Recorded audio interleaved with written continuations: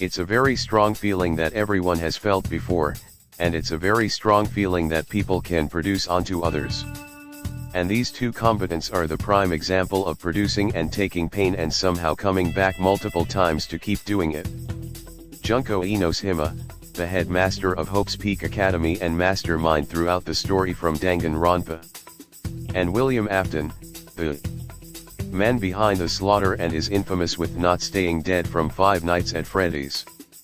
For this matchup we will be using game William Afton and the best most likely feats of both characters, since they're not fighters they're masterminds. We will also be letting both have their virus counterparts, so alter ego Junko and Glitch Trap will be in this fight. With all that being said, let the Season 1 finale match begin.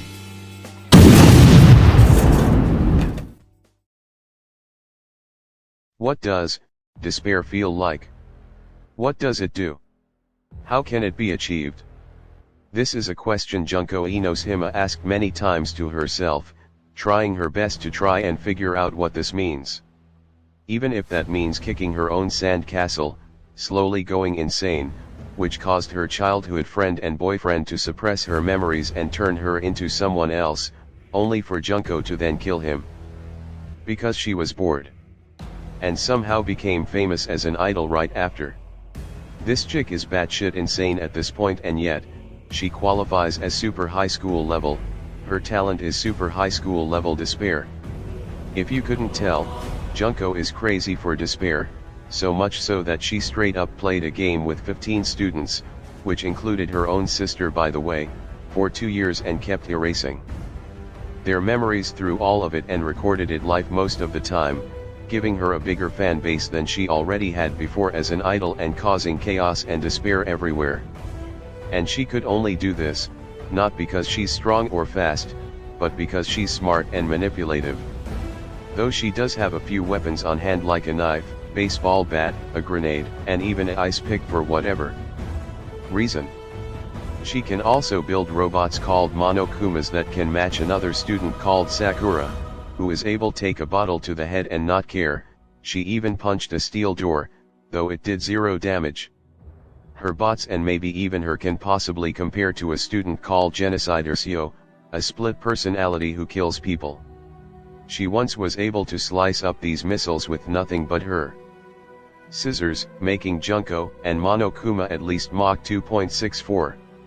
Doing this type scaling again for Monokuma strengths is more difficult since the best feats are done by stronger and bigger versions of him, but for the benefit of the doubt let's just give him this feat, where a giant Monokuma punches a skyscraper. Due to the size of the explosion, this feat would be around 6.01 tons of TNT. This scaling is a little iffy though, since again, Junko isn't a fighter.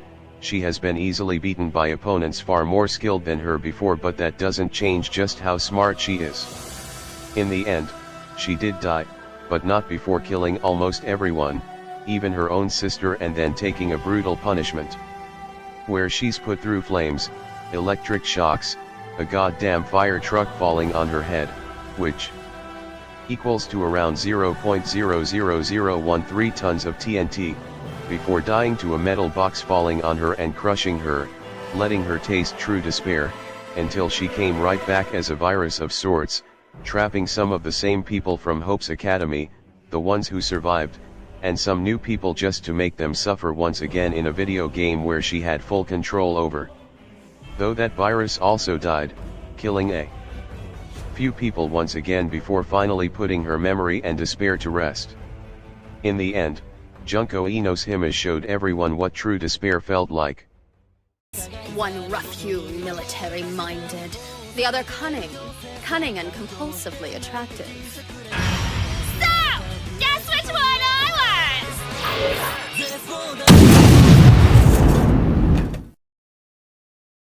Have you ever wondered what death feels like? Probably not, because it's terrifying, but what if you could cheat death in a way? Springtrap, Scrap Trap, Dave Miller, the purple guy, the man behind the slaughter. He goes by many names, but his true name is William Afton. His origin is relatively unknown despite all the theories, we have two different canons of him as well, which makes this even harder despite us using only game William. What we do know, however, is that William is a murderer and a father.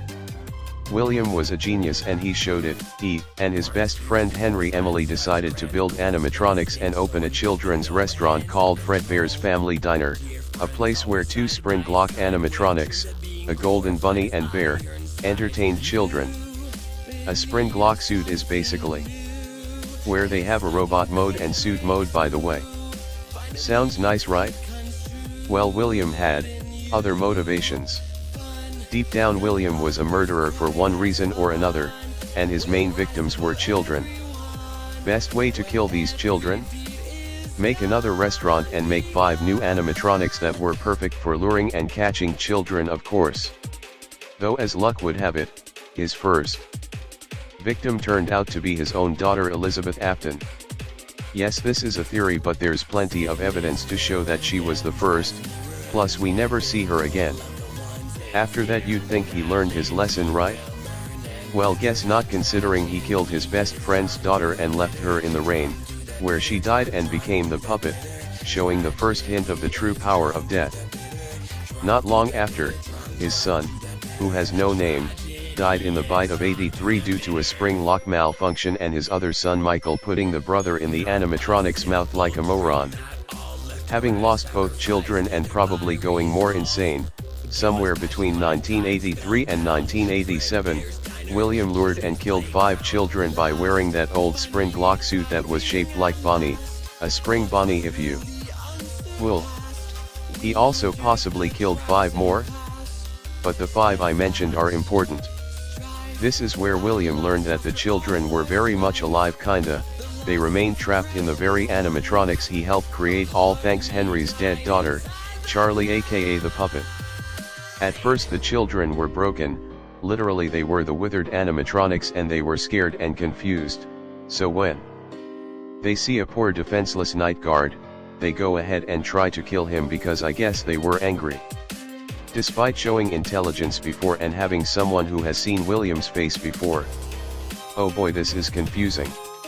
Anyway, William soon found out that the children were coming after him, so he promptly dismantled them once they were fully built and moved to the Freddy Fazbear's Pizzeria that we all know as the first game. This gives us a good feat finally. Assuming William tore through at least a few inches of steel with his bare hands, this means he can exert at least 0.0005 tons of TNT. Unfortunately, this strength did not save him. The spirits were still there and they were not happy. After scaring William into the same spring bunny suit that he killed them with all those years ago, the spring locks went off, crushing William in the process and killing him, leaving him to rot for 30 whole years all alone. You'd think this would break him, and maybe it did, but he came back at a place called Fazbear's Fried, and he was hungry for blood. Literally first thing he did when he came back was try to kill a night guard before the place burned down and fell on him. Somehow he came back and survived with one arm now, and looking like Jimmy Neutron. Once again, he was burned in a fire, this time dying for good and straight up going to hell, where one of his murdered victims tortured him for all eternity. Wow, okay, that's rough. Don't worry though, once again he came back as a virus. Wait, this sounds familiar. Anyway, this virus could basically do anything. He controlled the game he was in, and despite being erased one time and he was still there. My god, this guy does not die. And for good reason. Like I said before, he's strong enough to tear through steel, he's fast enough to maneuver through a horror attraction and get from one end to another in a second. Assuming Fazbear's Fright, the place where Springtrap aka William was at now, is the same size as a Chuck E. Cheese, which is around 12,000 feet per square foot, this means without any other knowledge and having just woke up, can travel at Mach 10.4 just to get to one place to another. Well, unless you want to say he's teleporting, even though he doesn't show the average teleporting movements like the other animatronics. He's also incredibly smart, as said before, since he has made incredibly high-tech robots, not to mention he was able to figure out Henry's plan to trap him and the other remaining animatronics and burn them, or in his words, "What a deceptive calling. I knew it was a lie the moment I heard it, obviously, but it is intriguing nonetheless. He's also incredibly manipulative, being able to manipulate everything to go his way. Even as a virus, he manipulates people to be his puppet and to let him into their mind. Speaking of glitch trap, with this virus now in hand, William is able to control any animatronic, though it does take some time to do if they fight back against him. He can do this with as many animatronics as he wants, as he was able to control the Glamrock and his puppet Vanessa. He even took over Freddy, who had a personality, and fought back, though it wouldn't last long if William wasn't interrupted. His best feat is probably at the end of Security Breach, where once again, William is back as Burn Trap. A whole mall falls on him. Yes, he was underground, so it probably wasn't the whole mall, but there was a still cave and a pizzeria, which should put his durability at least in 11 tons of TNT range, possibly even higher. In the end, William has died again, but we know he'll be back someday, and he'll be back with more blood to spill,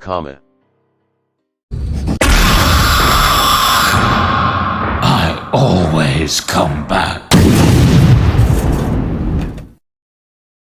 All of the abilities and feats have been explained. Let's take these fighters and see who would win in a mortal matchup.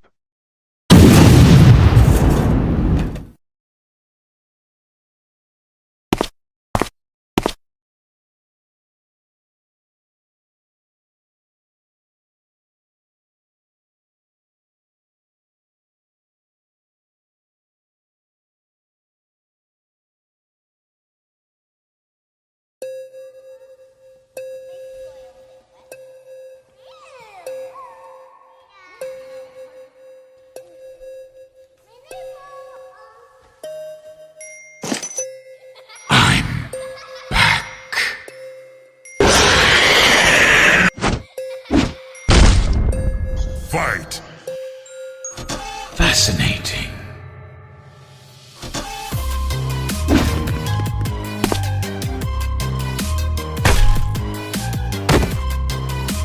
That was easier than I thought it would be. Two souls had such grand goals, innocent, so control.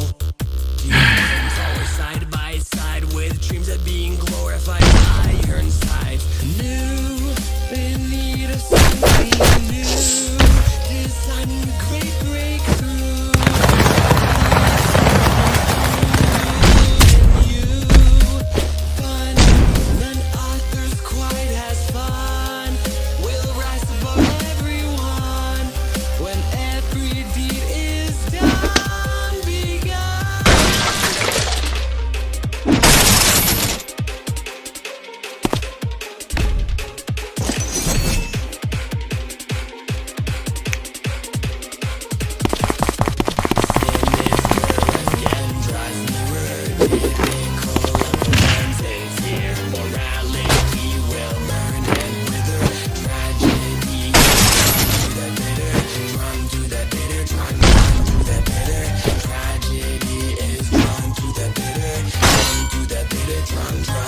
You will fear me. Not a simple dream at all, left and right a sacrifice, tethered by resolve. Gilla's passion, lifetime spellbound. Fred, Bear, Spider, yeah, playground. Last, finally thriving at last. Odds surely unsurpassed. We endured the trials and passed.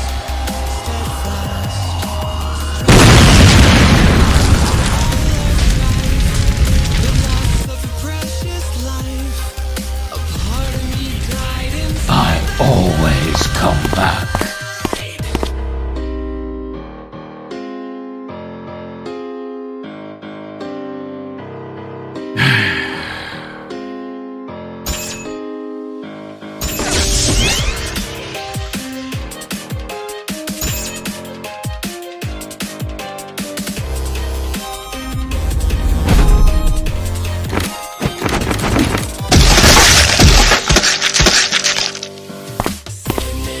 It is time.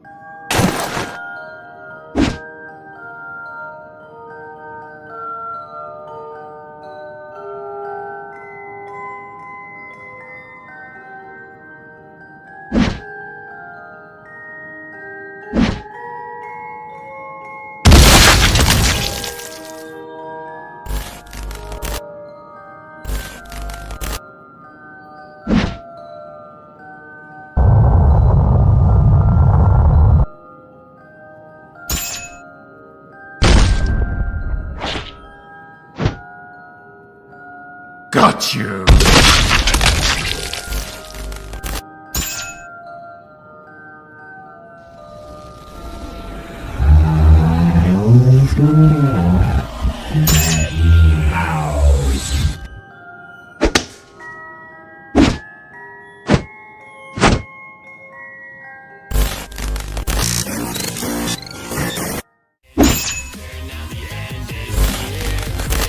Got you!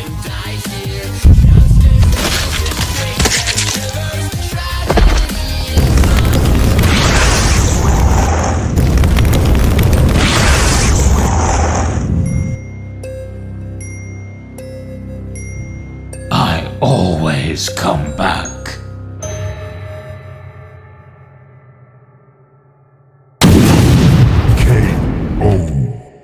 This matchup was extremely close and it really depends on what scaling you want to do, but more times than not William takes the cake. Depending if you want to say William is not teleporting, then William can move Mach 10.4 while Junko can only compare to Mach 2.64. Here is where the weird and close part really shines. Junko's strength isn't shown, if anything she's pretty weak compared to others. But if we compare her Monokuma robot to Sakura and that giant Monokuma for whatever reason, plus the many versions and spares she has, she would definitely overpower William's 0.00050 tons of TNT strength and even his durability of 11 tons of TNT over time. That's not the issue though. Junko's durability can only go as high as 0.00013 tons of TNT, meaning William could easily kill her with no problems. Good thing for my sanity is that William has the experience and hacks on his side. Junko may have tons of robots at her command and the brains of a manipulative genius, but so does William. He's even done it way longer considering he should at least be 70 when he finally dies in 5 Nights at Freddy's 6, while Junko is at least 19. All of those robots can come in real handy, but what will happen after he takes control of them? Which should be easy since they don't have a personality. It's always been Junko controlling them behind the scenes. But in the end, it isn't a battle or strength of speed, it's a battle of the viruses. Which of the viruses were stronger? At first glance you may think Alter Ego Junko is stronger considering her size and the fact she controls a whole game. But in fact Glitch Trap is in a pretty similar level. He too can manipulate a whole game and even create his own levels. A big difference between the two is that Junko needs to follow a game's rules no matter what, while Glitch Trap doesn't need to, even if both started off in a game or Springtrap Suit for example where there's no rules. Glitch Trap has shown resistance to his own erasure, even so that he had to be split apart in pieces, and even that wasn't really stopping him. He could still react to the world and even control or take over people despite the decrease in power. Meaning not only could Junko not even hurt Glitch Trap, but he has superior hacking, so he could either just kill Alter Ego Junko or take her over along with the real Junko, giving William the perfect opportunity to make her into a slave or kill her in any way he wants. William was just simply more durable, had way better hacks to counter Junko's robots, the experience, a way better virus, and the speed to make sure Junko never comes back. The winner is William Afton.